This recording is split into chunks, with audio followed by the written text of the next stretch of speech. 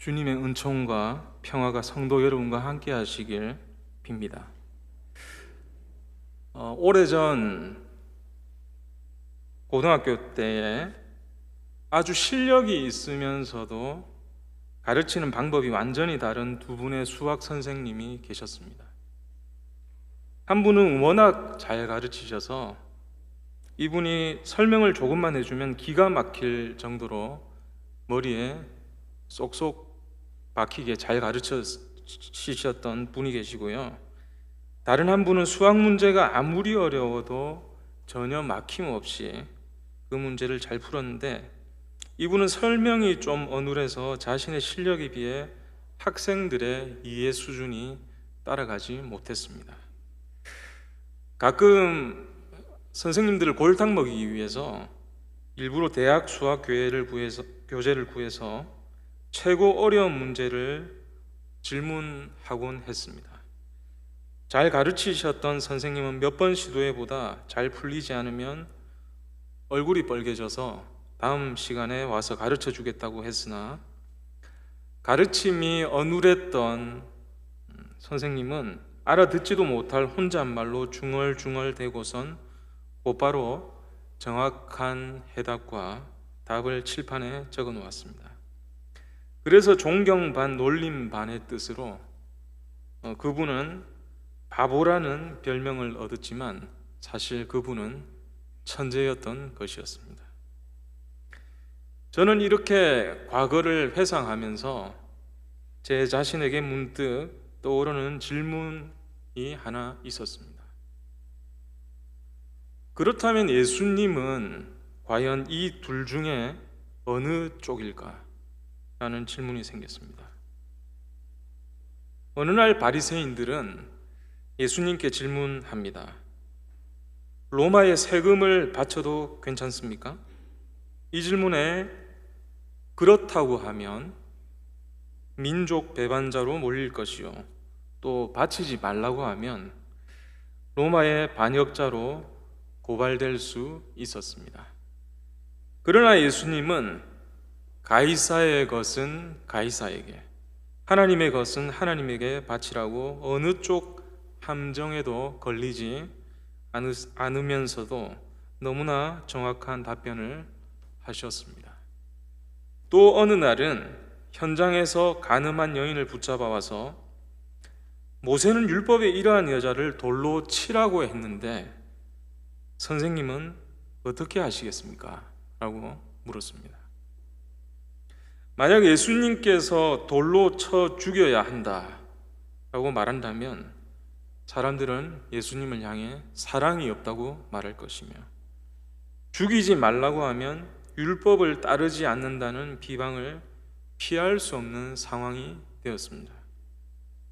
그러나 예수님은 어떤 답변을 하셨는가요? 어떤 답변을 하셨죠? 죄 없는 자가 돌로 쳐라. 예수님은 두 분의 수학 선생님과는 전혀 다른 분이었습니다. 왜냐하면 질문과 상관없는 전혀 엉뚱한 대답을 하셨기 때문입니다. 우리는 한 번씩 하나님께 질문하고 기도합니다. 왜 이러한 문제가 풀리지 않나요? 문제를 좀 해결해 주십시오. 주님, 제가 이 길을 가기를 원합니다. 그러나 왜 주님은 저를 다른 길로 인도하십니까? 이에 대하여 하나님은 이렇게 말씀하십니다. 함께 이사야 55장 8절과 9절을 찾아보겠습니다. 이사야 55장 8절과 9절.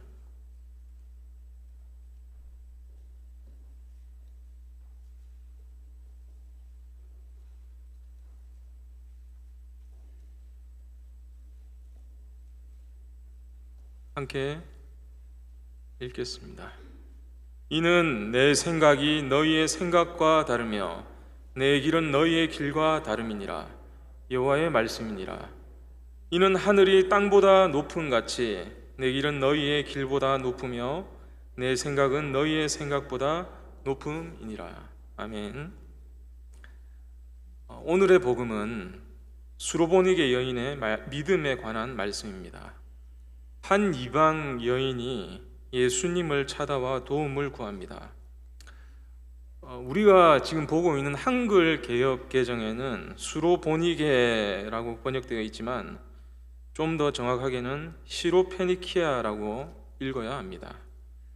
시로페니키아는 시리아와 페니키아의 합성어인데 페니키아인들이 가나안 사람의 후손이기 때문에 같은 내용을 전하는 마태복음에는 이 여인을 가나안 여인이라고 부르고 있습니다. 마가복음은 헬라인, 즉 그리스 사람으로 시리아와 페니키아의 문화적인 혼종성을 진 이 여인이 종교 문화적으로 그 존재가 부정되는 이방인이었다는 사실을 강조하기 위해 수로보니게 사람이다라고 말합니다. 게다가 오늘의 주인공은 여성입니다. 이방인에다가 여성이라는 사실은 오늘 복음의 주인공이 처해 있는 취약한 상태를 명확하게 보여주고 있습니다. 마가복음과 마태복음이 전하고 있는 수로보니게 여인의 믿음에 관한 복음은 복음서에 기록된 말씀들 가운데에서도 가장 난해한 본문에 속합니다. 병든 딸을 둔 한 이방 여인이 예수님을 찾아와 간절히 도움을 구합니다. 그런데 예수님은 자신을 불쌍히 여겨 달라는 여인의 외침을 들으시고서도 한마디도 대답하지 않으셨습니다. 곧이어 예수님은 많은 사람들 앞에서 이 여인을 개에 비유하며 모욕하셨고, 이로써 예수님의 평소 가르침과 행동으로부터 거리가 먼 인종주의적 편견을 사람들 앞에서 그대로 드러내셨습니다. 예수님은 어쩔 수 없는 유대인이며 남성이었기 때문이었을까요? 절박한 마음을 안고 찾아온 여인을 이렇게 외면하고 모욕하셔야만 했을까요? 종교개혁자 루터는 이 예수님이 이 여인에게 개에 비유한 답변에 대하여서 그녀에게 예수님의 답변은 마음과 신앙을 천갈래 만갈래 찢어놓는 천둥과 같은 대답이었다라고 말하고 있습니다. 결국 예수님은 여인의 딸을 고쳐주셨지만 자비하신 주님, 가난하고 연약한 이들의 마음을 아시는 주님께서 왜 이렇게 대답하셨을까요? 먼저 오늘 수로보니게 여인의 사건을 이해하기 위해서는 공동체가 무엇인가를 알 필요가 있습니다. 공동체는 예수님의 사역에 있어서도 복음서에 기록된 말씀을 이해하는 데 매우 중요한 요소입니다. 공동체는 그것이 가정이든 교회이든 친목 모임이든 거기에 속한 이들에게 정체성을 부여하고 그것이 그 구성원들의 삶의 방식과 태도를 형성하는 데 깊은 영향을 미칩니다. 한마디로 그 공동체는 서로 닮습니다. 공동체 안에서도 차이가 있고 다툼이 있을 수 있지만 밖에서 보면 별 차이 없어 보이는 경우가 많습니다. 비슷하니까 함께 있는 것이죠.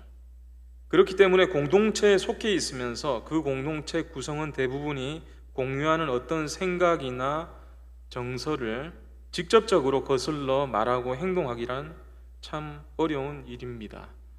그것이 왜곡되고 잘못된 한낱 편견에 불과한 것이랄지라도 공동체가 공유하는 정서나 생각이 있다면 일단 그것을 존중하는 것에서부터 변화를 위한 발돋움이 시작됩니다. 물론 공동체가 공유하는 생각이라 할지라도 남의 말을 듣고 생각이 교정되는 경우가 생길 수는 있습니다. 정말 어쩌다 기적적으로 그런 일이 일어나지 말라는 법은 없습니다.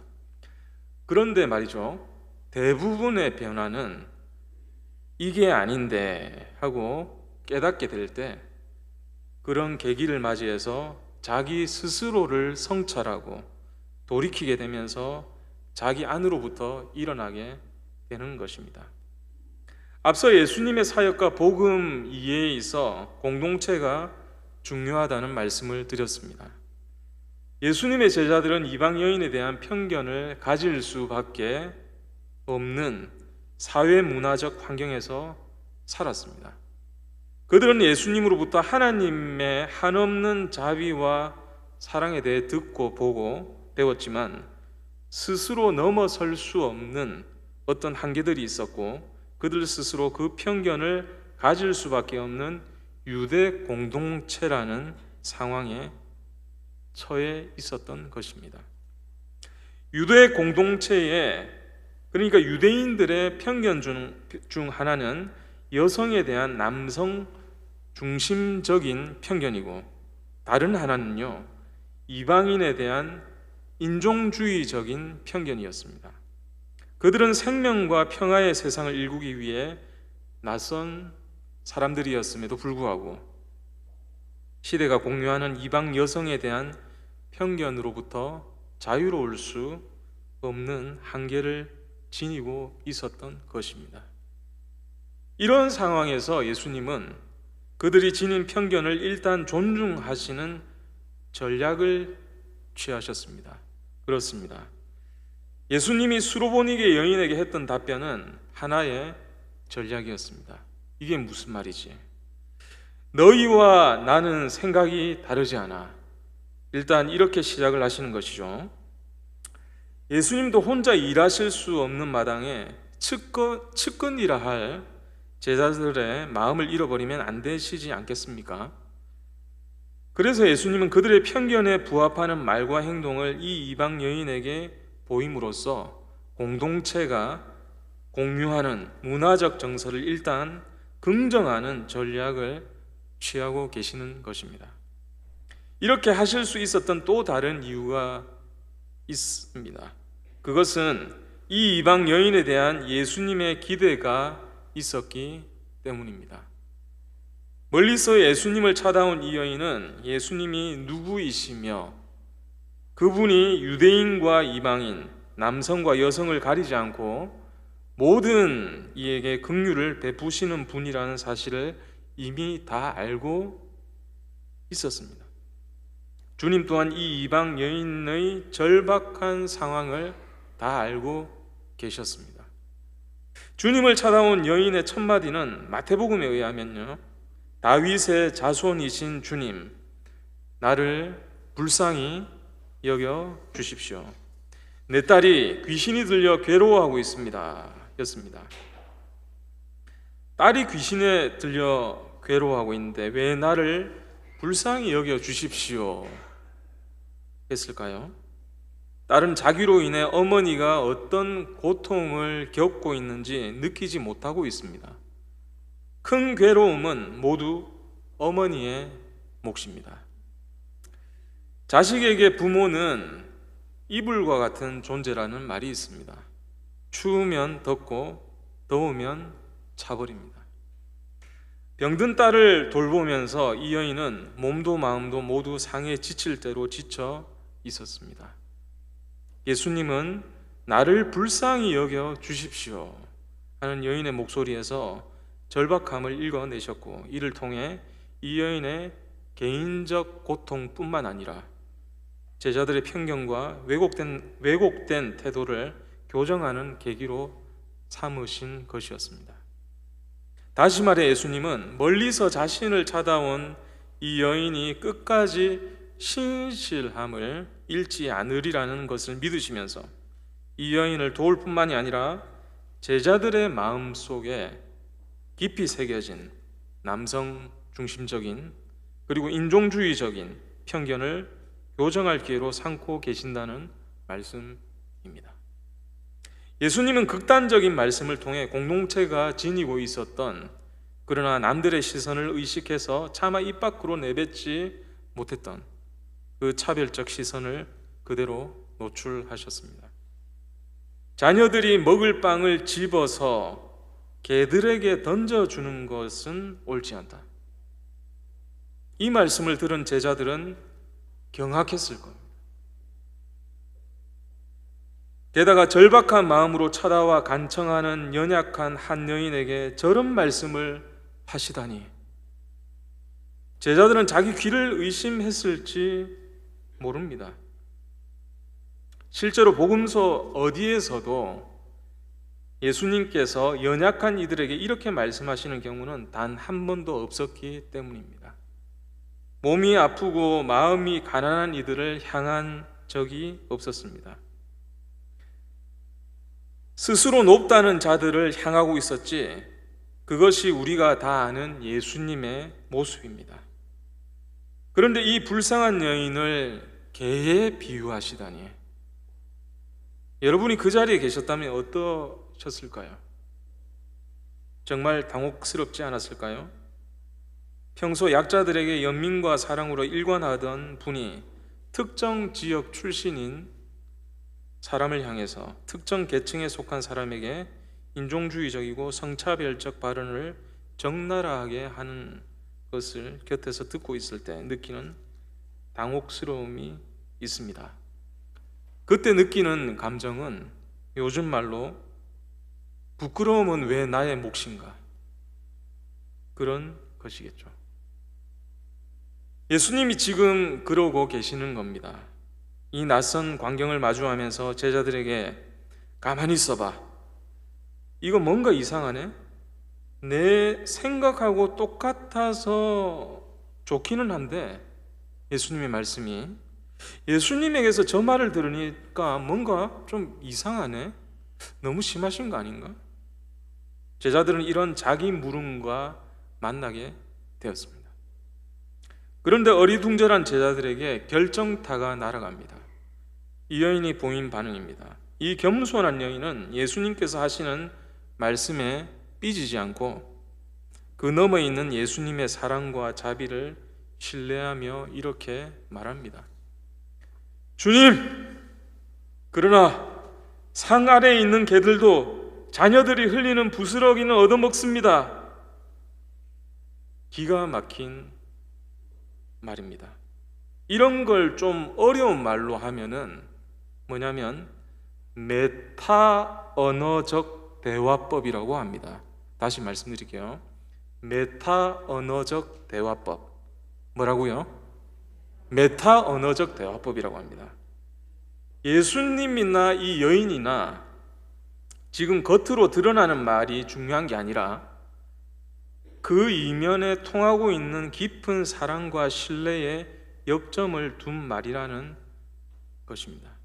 예수님은 이 여인의 절박함이 자신에 대한 신뢰를 버리지 않을 것이라는 점을 미리 알고 계셨고, 이 여인은 예수님의 모진 말이 본심이 아니라 공동체의 편견을 드러내심으로써 그것을 교정하기 위한 수사에 불과한 것이라는 사실을 알고 있었던 것입니다. 얼마 전 선배 목사님들과 이야기를 나누면서 들은 이야기가 있습니다. 어느 교회 청년이 당시에 전도사님이었던 목사님에게 반해 결혼하신 이야기입니다. 교회에서 어느 날 집회가 있던 날이었습니다. 한 여자 청년이 전도사님이 집회에서 오랫동안 꼼짝하지 않고 무릎 꿇고 기도하시는 모습에 반해서, 반하려면 이런 모습에도 반한다는 사실. 그래서 어떻게 하면 그래서 굉장히 혼자 이 전도사님을 좋아하셨다고 합니다. 그런데 알고 보니까 다른 여자 청년들도, 청년 중에 한 명도 이 전도사님을 좋아하고 있는 청년이 있었다고 합니다. 그 청년을 떼어놓을까, 어떻게 떼어놓을까 고민하다가 앞장서서 전도사님에 대한 좋지 못한 이야기를 늘어놓기 시작했습니다. 키가 작다부터 시작해서 목회자하고 사귀면 굶어 죽는다, 듣는 이들이 저희가 왜 저러냐 싶을 만큼 전도사님에 대한 거친 험담을 늘어놓으면서 경쟁자가 생각했겠죠. 아, 이건 아니구나, 내가 잘못 생각했구나. 스스로 물러서도록 만들었다고 합니다. 그러다 얼마 후에 같이 있던 여자 청년들에게 말했다고 합니다. 나 전도사님하고 결혼해. 이 말을 듣고 모두가 경악했습니다. 사모님 대신 그분 말씀이 그래서 내가 지금까지 이 고생을 하고 있다, 그러셔서 저희가 다 웃었습니다. 말하자면 메타 언어적 차원의 소통이란 이런 것입니다. 그냥 들리는 말, 겉으로 내뱉는 말이 중요한 것이 아니라 그 말의 이면적 차원, 뒤에 숨어 있는 내용이 더 중요하다는 그런 말입니다. 그러니까 예수님과 이 수로보니게 여인 사이에는 이런 메타 언어적 차원의 신뢰와 소통이 있었던 것입니다. 그러지 않고서는 다른 곳에서와 확연히 다른 예수님의 이 혐오 발언을 이해할 길이 없습니다.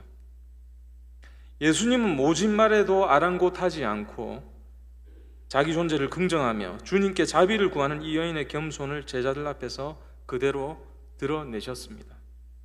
유대인이요 남성이라는 그 사회의 특권적 지위를 누리면서도 자기를 긍정하지 못하는 제자들이 있었습니다. 나는 가진 것 없고 누리는 것 하나 없다는 불평에 가득 차 누가 자기를 조금이라도 비난한다면 언제든지 다툴 준비가 되어 있는 그렇게 왜소해진 영혼으로 살아가는 이들이 예수님의 주변에도 있었습니다. 그들은 언제나 적이 필요했습니다. 자기 인정을 위한 비교의 대상이 필요했습니다. 나는 저 세리와 같지 않음을 감사합니다. 나는 저 부정한 이방인과 같지 않음을 감사합니다. 나는 저 가난한 과부와 같지 않음을 감사합니다. 이것이 그들의 신앙 고백이었습니다. 만약 누군가가 그들을 향해서 너는 세리와 다르지 않다, 혹은 너보다 세리가 더 훌륭하다고 말한다거나 너는 이방인과 다름없이 죄인이다, 오히려 이방인이 너보다 의롭다고 말한다면 그들은 분노에 차 다툴 준비가 되어 있는 그런 사람들이었던 것입니다. 이런 이들 앞에 나타난 이 여인의 믿음은 그 자리에 있던 이들을 모두 당혹스럽게 만들었습니다.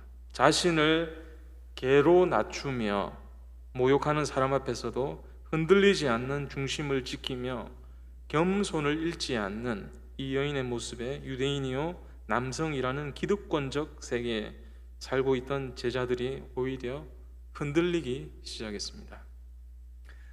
마가복음에 한 줄밖에 기록되어 있지 않는 이 작은 여인의 목소리는 유대인 남성들의 편견을 부정하고 그들과 맞서 싸우는 길을 택하지 않았습니다.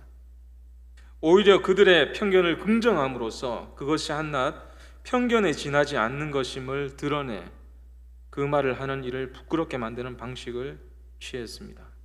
기막힌 반격이었습니다. 바로 이것이 예수님께서 한 사람을 있는 그대로 긍정하시면서도 그를 위해 변화를 향해 이끌어 가시는 방법이며 이 여인을 사람들 앞에서 칭찬하신 이유입니다. 하나님의 생각은 우리의 생각과 다릅니다. 마태복음에서 예수님은 이 여인을 향해 여자여 참으로 내 믿음이 크도다, 내 소원대로 되어라 하고 말씀하셨습니다. 수로보니게 여인의 대답에서 우리는 주님을 향한 깊은 신뢰와 사랑을 봅니다. 참된 믿음이란 믿음의 대상이 되는 이의 능력이나 탁월함에 대한 선택이 아닙니다. 믿음의 대상이 되는 존재, 그 자체에 대한 긍정과 신뢰를 뜻하는 것입니다. 예수님에 대한 전적인 신뢰가 없으면 그분의 말에 걸려서 넘어지고 맙니다. 하나님께서 하시는 일에 대한 깊은 신뢰가 없다면 우리는 인생에서 만나는 일들에 일희일비하면서 하나님이 계신지 안 계신지 의심하고 탐색하는 존재에 머물 뿐입니다. 예수님이 누구인지 안다면, 그리고 그분이 마음이 가난한 이들을 긍휼히 여기시는 분이라는 사실을 안다면 우리는 절대 의심하지 말아야 합니다. 내가 기도한 대로 그대로 이루어질 때는 주님 하고, 아닐 때는 등 돌리는 존재가 되지 말아야 합니다. 이 이방 여인처럼 어떤 상황에서도 주님을 신뢰하고 그분의 중심에 가 닿음으로써 구원받는 삶을 살아가야 할 것입니다. 사랑하는 성도 여러분, 마리아 여전도의 여러분, 마가복음에 한 줄밖에 기록되어 있지 않는 이 작은 여인의 목소리처럼 어떤 문제, 특히 가정의 문제 앞에 있는 분들이 여기에도 계실 줄 압니다. 그러나 우리 주님은 문제를 해결하신 분이십니다. 믿으십니까? 갑자기 저의 성향과는 전혀 다른 부흥사 같이 말해서 우리 성도님들께서 신뢰가 안 가실지 모르겠습니다만 그렇습니다. 주님은 우리가 가진 문제들을 해결해 주시는 분이십니다.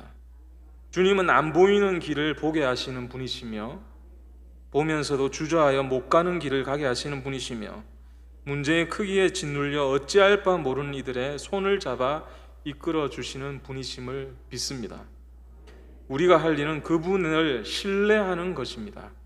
그분이 이끄시는 대로, 그분이 보이시는 대로 순종하며 나아가겠다는 다짐이 우리에게 필요합니다.